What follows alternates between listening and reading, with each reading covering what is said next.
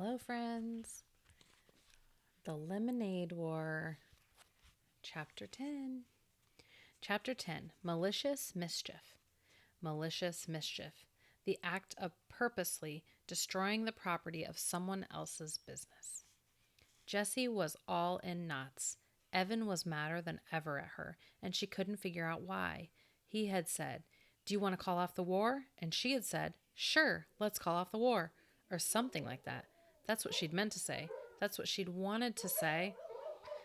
But what had she said really? She'd mentioned Megan. Oh, she'd almost spilled the beans about Megan giving her the $104. But she hadn't. She'd kept her mouth shut just in time. Jessie smiled, remembering that. So why had Evan acted like that? What was the matter with him? Jessie lay down on her bed. The world was a confusing place, and she needed Evan to help her figure it out. If this is what fourth grade was going to be like, she might as well just give up now. And there was something else that was tying her up in knots. That $208, it wasn't really hers. Megan had given it to her to make a donation. She hadn't given it to Jessie the way Evan's friends had given their money to him. That still made her so mad when she thought about it. Oh, she wanted to get even with him for saying she didn't have friends. So even though it looked like she had $208 in her lockbox, only half of that was money that she could honestly call her own. Still, if push came to shove and she needed it all to win, sure, she'd use it all. This was war. But if she pretended that all that money was hers, hey, what if Evan has even more than that? So if she lost even with Megan's money, Jessie hadn't thought of that. If she lost even with $208, if she lost, oh my gosh, winner takes all. She would lose all of Megan's money to Evan. How could Jessie explain that to her friend? You see, I took all the money you earned to help rescue animals, and I lost it to my brother, who's going to buy an iPod. Megan would hate her. All the girls who were friends with Megan would hate her, and Evan already hated her. So that was that. Goodbye, fourth grade. She couldn't use Megan's money to try to win the bet. It was too risky. But did she have enough to win on her own? Jessie felt desperation rise in her throat. How much money did Evan have? She had to find out.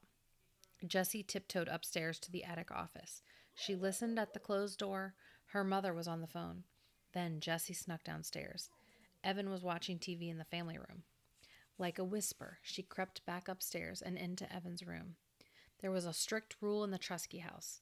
No one was allowed in anyone else's room without an express invitation. That was the term. It meant that Jessie had to say, "Evan, can I come into your room?" And Evan had to say yes before she put even one toe over the line. So even though Evan's door was wide open, just crossing the threshold was a direct violation that carried a fine of $1. But that was the least of Jessie's concerns. She snuck over to Evan's bookshelf and picked up a carved cedar box, Evan's chosen souvenir from the family's summer vacation. The orange-red wood of the box had a scene etched into the top. A sailboat sailing past a lighthouse. White gulls flew overhead. The words Bar Harbor, Maine were painted in the sky. The box had brass hinges and a clever latch. What it didn't have was a lock. Jessie flipped open the lid, immediately smelling the spicy, sharp scent of wood. She couldn't believe her eyes. Her hands started pawing through the bills. Dozens of them. There was a 10 and a bunch of 5s and more 1s than she could count. She sat on Evan's bed and quickly sorted out the money. Evan had $103.11. 89 cents less than she had. 89 cents. He could sell one lousy cup of lemonade tomorrow and beat her. And there was nothing she could do about it because she'd be at the beach. I can't let him win, she thought. I can't. She had gotten to the point where she couldn't even remember what had started this whole war. She couldn't remember why it had been so important to win in the first place.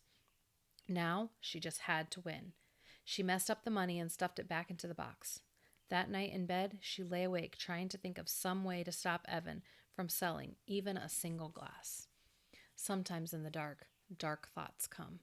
Jessie had a very dark thought. The next morning was Sunday, and the rule in the Treski house was that everyone could sleep in as late as he or she wanted. But Jessie awoke to the sound of the electric garage door opening. She sat up in bed and checked the clock. 8 a.m. Then she looked out her window just in time to see Evan pedaling away on his bike, his backpack on his back. She quickly dressed and hurried down to the kitchen. Her mom was making scrambled eggs and toast. "Hi, Jess. Want some?" she asked, pointing with her spatula at the pan of sizzling eggs. "No thanks," said Jessie. "I washed your blue bathing suit last night. It's hanging in the basement. What time are the Moriartys picking you up?" 9 o'clock, said Jessie. "Mom, where did Evan go?" "He went to the store to buy some lemonade mix." Jessie's mom scooped the eggs onto a plate and put the pan in the sink. When she turned on the faucet, the pan hissed like an angry snake. A great cloud of steam puffed into the air and then disappeared. "What's going on, Jess?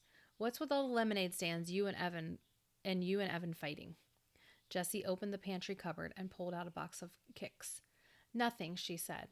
She watched the cereal very carefully as she poured. She didn't want to look at her mother right then. Mrs. Treski got the milk out of the refrigerator and put it on the counter next to Jessie's bowl. "It doesn't seem like nothing. It seems like there's a lot of bad feeling between the two of you." Jessie poured her milk slowly. "Evan's mad at me. And he's going to be a whole lot madder after today," she added in her head. "What's he mad about?" asked Mrs. Treski. "I don't know.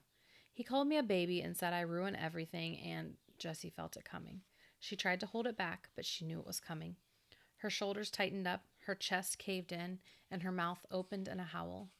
"He said he hates me." Tears poured out of her eyes and dropped into her cereal bowl. Her nose started to run and her lips quivered. With every sob, she let out a sound like tires squealing on a wet road. For the whole time Jessie cried, her mother wrapped her in a hug. And then, like a faucet turned off, Jessie stopped. She had told the truth. She really didn't understand why Evan was so angry. Even before the lemonade war, he had been mad, and Jessie still didn't know why. "Better?" asked Mrs. Treski. "Not much," said Jessie. She wiped her nose with her paper napkin and started eating her cereal. It was soggy, but thankfully not salty. "Don't you think it would be a good idea to find out what he's mad about?" asked Jessie's mom. "You're never going to stop being mad at each other until you both understand what the other person is feeling." "I guess so," said Jessie. "It can be hard. Sometimes it's even hard to know what you're feeling yourself." "I mean, how do you feel about him?" asked Mrs. Treski. Jessie didn't have to think long. All the insults and anger, the confusion and fighting seemed to converge in a single flash of white-hot feeling. "I hate him. I hate him for saying all those mean things and for not letting me play. I hate him just as much as he hates me. More." Mrs. Treski looked sad. "Can we have a sit-down about this tonight, after you get back from the beach?" "No," said Jessie, remembering the spit vow. Evan would be mad if he knew that she had worried Mom with their fighting. And then he'd spill the beans about the terrible things she was about to do. Jessie didn't want her mom knowing anything about that. "We'll work it out ourselves, Mom. I promise. Evan and I will talk tonight." "I'm sorry I've been working so hard," said Mrs. Treski. "I know it's a lousy end to the summer." "It's okay, Mom. You gotta work, right?" "Yes." "No, I don't know. I promise I'll be finished by dinner time tonight. That way we can all go to the fireworks together." Jessie's mom looked out the window. "I hope they don't get canceled because of weather. They're saying scattered thunderstorms this evening."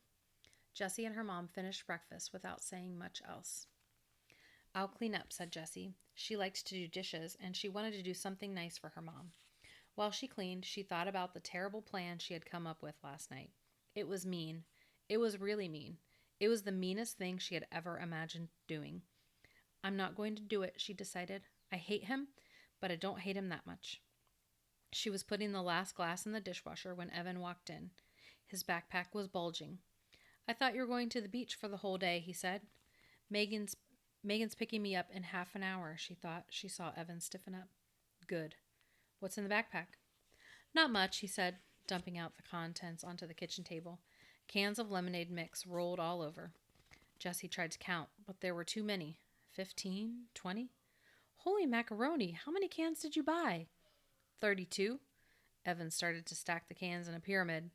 But you don't need that much. Even to win, you don't need that much. That's She did the calculations in her head. "That's 256 cups of lemonade. If you sell them at 50 cents apiece." $1. I'm going to charge $1 apiece." Jessie felt like her head was going to explode. "You'll never sell it all," she said. There isn't a neighborhood in town that will buy 256 cups in one day. Too much lemonade, not enough thirsty people, she thought. I'm going to roll like the ice cream truck. I'm going to mix it up in a big cooler and wagon it from street to street. The high today is going to be 94 degrees. It might take me all day, but I'll sell every last drop. 256 smackers. And then tonight, juicy. We count our earnings. Don't forget, winner takes all. But you don't need $256 to win, she shouted. Evan stood tall and said in that gravelly voice that all the boys imitated, I don't play to win. I play to pulverize. Oh, what an idiot! Jessie couldn't believe her brother could be such a jerk. She watched as Evan put together his rolling lemonade stand in the garage. The big cooler was something Mrs. Treski had bought a few years back when she was in charge of refreshments for the school spring fling. It looked like a giant bongo drum with a screw-off top and a spigot at the bottom. Evan loaded it into the wagon, then poured in the mix from all 32 cans. He used the garden hose to fill the cooler to the top, then dumped in 4 trays of ice cubes. With a plastic beach shovel, he stirred the lemonade. The ice cubes made a weird rattling noise as they swirled around in the big drum. Using the shovel like a big spoon, he scooped out a tiny bit and tasted it. Perfect, he announced, screwing the top on tightly. Then he went into the basement to make his lemonade on wheels sign. Without a moment's hesitation, Jessie sprang into action. First, she got out a large Ziploc bag from the kitchen drawer, the kind that you could freeze a whole gallon of strawberries in if you wanted to. Then she held it upside down and wide open over the fruit bowl. She gave the bowl a solid knock. Jessie was surprised how easy it was to catch the fruit flies that floated up from the bowl. It was like they wanted to die. She filled that bag and 2 more with flies, then hurried to the garage. She unscrewed the top of the big cooler. Holding the first bag upside down, she unzipped it, expecting the flies to fall down into the lemonade. They didn't. They stayed safe and dry in the bag. It was like they wanted to live. Too bad for you, you stupid flies, said Jessie as she plunged the bag into the lemonade. Under the surface, she turned the bag inside out, swishing it back and forth so that all the flies were washed off into the lemonade. She emptied all 3 bags of flies into the big cooler, then hunted around until she found 2 green inchworms and a fuzzy gypsy moth caterpillar. She tossed them into the cooler. Then she threw in a fistful of dirt for good measure. She was just about to screw the top back on when she heard Evan coming up the basement stairs. There wasn't time to get the top back on. He would see the bugs and the whole plan would be ruined. Jessie ran to the steps and shouted, Evan, Mom wants to see you in her office right away. Oh, man, muttered Evan as he started to climb the second set of stairs. Jessie quickly screwed on the cap, grabbed her blue bathing suit from the basement, then went upstairs to her room. On the way, she passed Evan coming down. Mom did not want to see me, he said, annoyed. Jessie looked surprised. That's what it sounded like. She yelled something down the stairs. I thought it was, get Evan. Jessie shrugged. So I got you. From her bedroom window, she watched Evan rolling down the street with his lemonade on wheels stand. He was like one of those old-time peddlers calling out, Lemonade! Get your ice-cold lemonade here! As he walked. For one lightning brief second, Jessie felt a stab of regret. She could see how hard he was straining to pull the heavy cooler. She knew what it was like to stand in the hot sun selling lemonade, but the feeling was snuffed out by the hurricane of anger she felt when she remembered Evan's gravelly voice. Pulverize. Jessie switched into her bathing suit, packed up her beach bag, and said a quick goodbye to her mother as the Moriartys pulled into the driveway. What a great day for the beach, said her mother. Have fun, and be home in time for the fireworks, okay? The fireworks. Yep. Jessie imagined there would be some fireworks tonight. Oh my. Oh my.